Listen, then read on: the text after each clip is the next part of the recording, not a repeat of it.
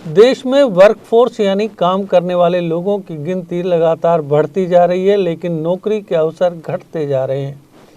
दिसंबर महीने में देश में अनएम्प्लॉयमेंट रेट अब तक के सबसे हाई लेवल पर पहुंच गई है।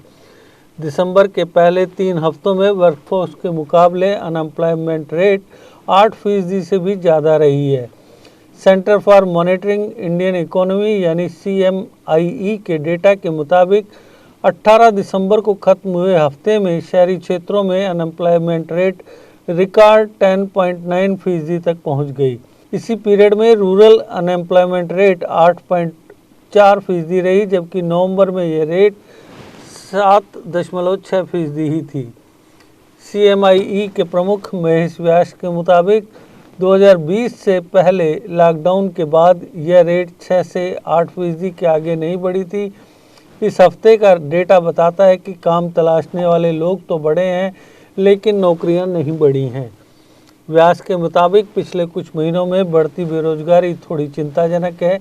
इसे इस बात से सही नहीं ठहराया जा सकता कि खेतों में काम करने वाले मजदूर बदलते रहते हैं। पिछले 3 साल की तुलना में भारत में रबी की फसल की कटाई का मौसम अब तक बेहतर रहा है। इस साल रबी की करीब 91% फसल की कटाई हुई है, जबकि पिछले 2 साल से ये आंकड़ा 88% के आसपास ही था। टिमलीज की ताज़ा रिपोर्ट में संकेत है कि जनवरी से मार्च के 4th क्वार्टर में भारत में नौकरियों के अवसर पैदा होते रहेंगे। खासकर सर्विस सेक्टर की 77% कंपनियां हायरिंग की योजना बना रही हैं।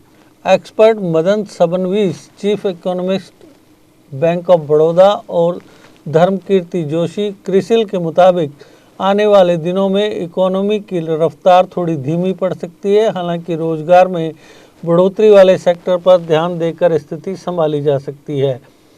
मार्च तक आर्थिक गतिविधियां बढ़ने से कई सेक्टर में नौकरियां बढ़ सकती हैं। आने वाले दिनों में construction, steel, chemical, hospitality, tourism और ऑटो सेक्टर में बढ़ोतरी की संभावना है। कंज्यूमर गुड्स और ट्रेड सेक्टर में स्थिति जस की तस बनी रह सकती है। रिटेल सेक्टर भी स्थिर रह सकता है। इसके साथ ही सॉफ्टवेयर सेक्टर का प्रदर्शन भी कमतर रह सकता है।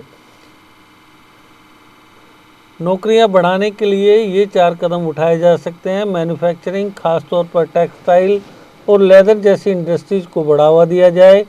हेल्थ एजुकेशन जैसे सर्विस सेक्टर में प्राइवेट इन्वेस्टमेंट को बड़े पैमाने पर प्रोत्साहित किया जाए। वोकेशनल ट्रेनिंग का इकोसिस्टम खड़ा करके भी बड़ी तादाद में रोजगार पैदा किए जा सकते हैं। सरकार को ऐसी इंडस्ट्री को बढ़ावा देने की जरूरत है जहां ज़्यादा लेबर की ज़रूरत होती है। Deshbhagat university Punjab courses offered: PhD, postgraduate, undergraduate, PG diploma, certificate. Contact us for admissions.